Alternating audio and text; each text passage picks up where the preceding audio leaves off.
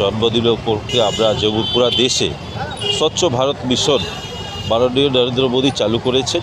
এটা ভালো উদ্যোগ।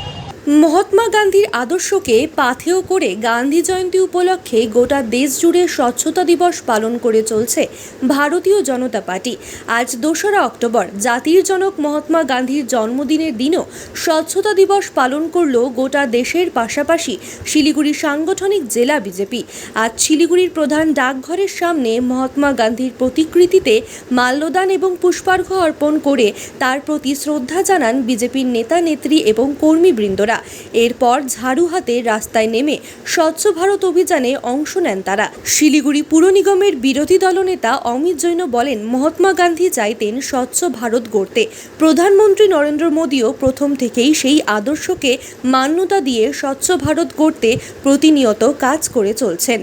যেহেতু আজকে আমাদের দেশের রাষ্ট্রপিতা মহাত্মা গান্ধীর জন্মদিন উপলক্ষে আমরা যেমন পুরা দেশে স্বচ্ছ ভারত মিশন মাননীয় নরেন্দ্র মোদী চালু করেছেন। এটা ভালো উদ্যোগ, কারণ এটা আগেই থেকে মহাত্মা গান্ধীর একটা সিদ্ধান্ত ছিল যে স্বচ্ছ যদি এলাকা থাকে, স্বচ্ছ পরিচয় আমাদের এলাকা যদি থাকে, বাস্তবে আমাদের স্বাস্থ্য ভালো থাকবে। এই পরিকল্পনা নিয়ে মাননীয় প্রধানমন্ত্রী আগে থেকে যেদিন থেকে 2014 থেকে আসলেন, প্রথম যে কাজ করলেন যে দেশকে স্বচ্ছ রাখতে হবে।